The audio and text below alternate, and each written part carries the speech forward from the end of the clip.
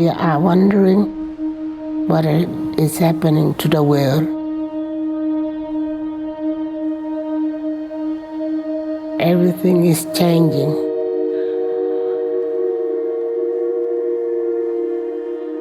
The very idea of human being some sort of natural concept is really going to change. Our bodies will be so high-tech, we won't be able to really distinguish between what's natural and what's artificial.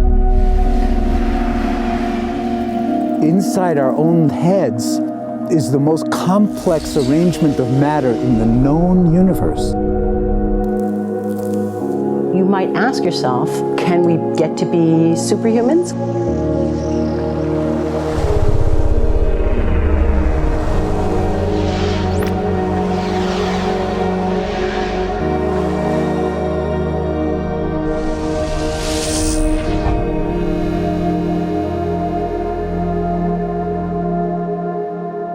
The original Industrial Revolution was driven by the discovery that you could use steam engines to do all kinds of interesting things.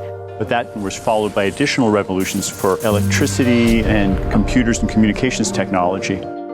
We're now in the early stages of the fourth Industrial Revolution, which is bringing together digital, physical, and biological systems.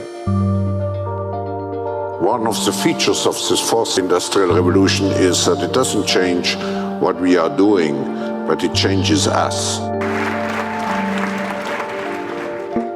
With the ability to visualize brain activity, for example, through a simple consumer-based EEG device, it gives us access to ourselves in ways that we've never before thought possible. It unlocks the black box that is the brain and enables us to really, truly be able to realize an identity that is aspirational. There's now a scientific foundation for the effects of mindfulness on the brain, on the genome, on biological aging. And when the human mind does know itself, then you get the potential for a new renaissance that restructures itself in terms of our relationship to life, our relationship to the planet, our relationship to work.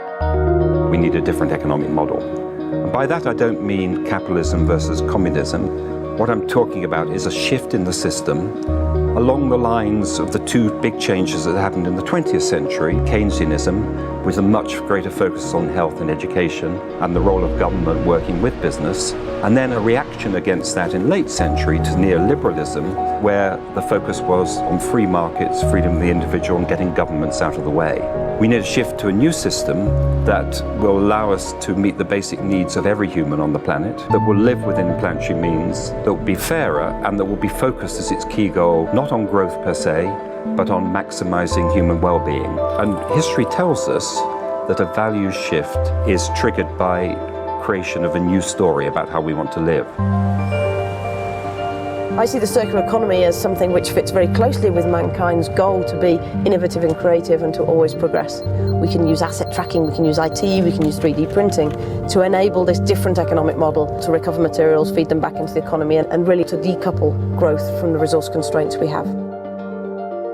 The reason we live in cities is not different today than it was 10,000 years ago. Even if we have got networks connecting us, we still want to have places where we meet in person. So this means the place where we work and the place where we live are much closer to each other, a city where we don't need to have big supply chains in order to produce things, where many things can be sourced locally thanks to 3D printing and robotics.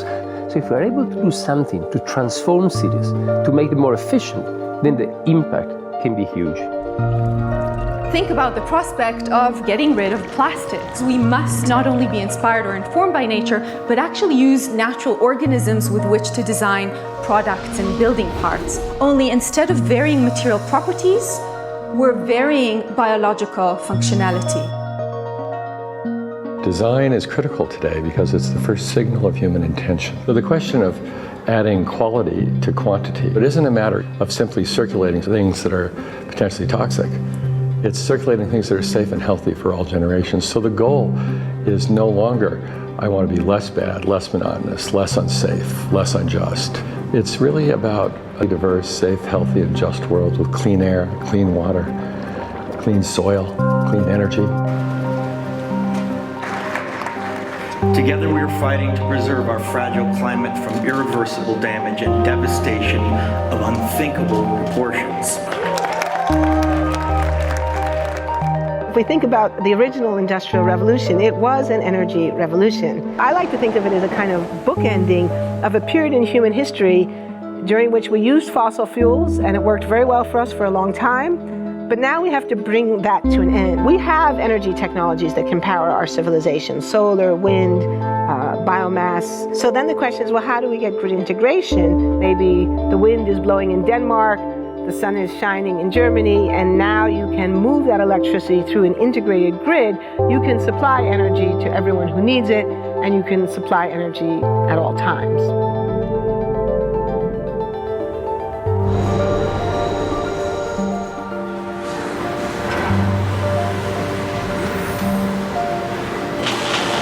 Walking around, you do see different stuff as far as like the body marriage line.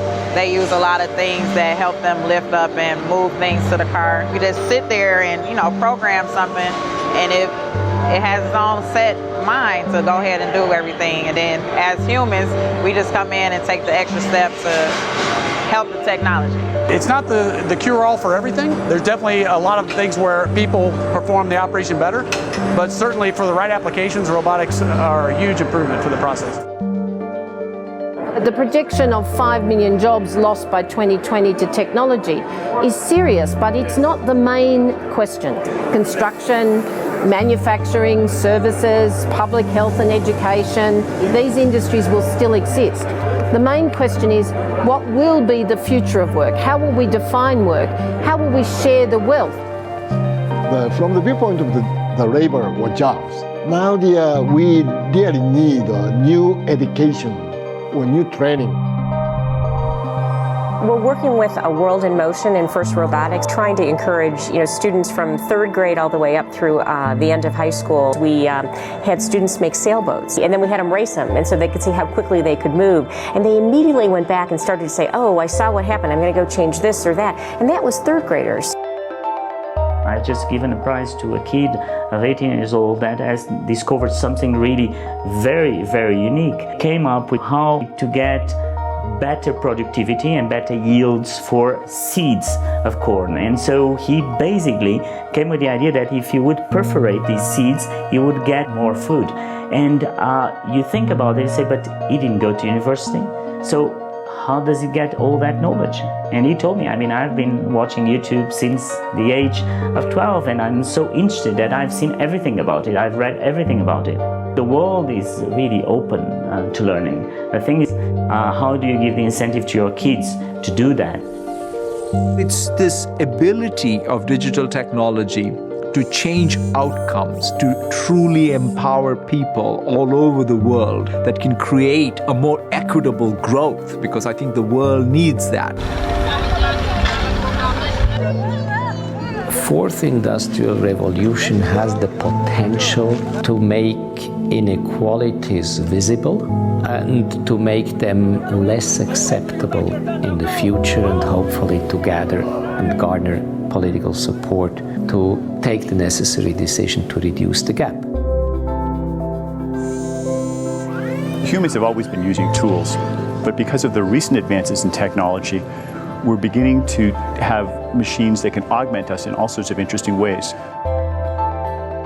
I was the first person in the world to be able to voluntarily move my legs while stepping in a robot by exciting the nervous system using electrical stimulators directly onto the spine.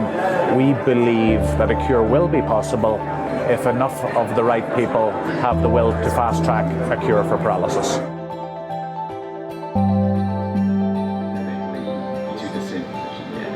We take two things from the patient. First, we take a three-dimensional X-ray, and we extract the three-dimensional data out of that so we can make a perfectly shaped puzzle piece. And then we also take a sample of fat tissue from the patient so that we can extract the stem cells out of those.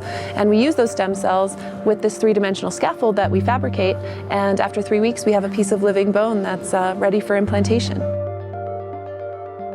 Being able to use genome editing to understand the genetic changes that lead to cancer, and technologies like drug delivery, getting molecules into particular types of cells. There's a lot of excitement about being able to move much more quickly on this disease. One of the things that I think is so essential to free and open societies is freedom of thought. And up until now, the conversation we've been having is around freedom of speech. Once we can access people's thoughts and access people's emotion, we have to create a space that enables people to think freely, to think divergent thoughts, to think creative thoughts. And in a society where people fear having those thoughts, the likelihood of being able to enjoy progress is significantly diminished. We need to take responsibility at every level of society, from the individual and the personal to the institutional to the global, to adapt to these technological challenges and changes which are redefining what it means to be human, what it means to work, what it means to be completely embedded in this world. People always ask me if I'm an optimist or a pessimist. The technology exists, but how do we get it and implement it at the scale we need at a price that people around the world can afford? Even though we have everyday problems we have to solve, we have to find a way to lay the foundations for the innovations of tomorrow.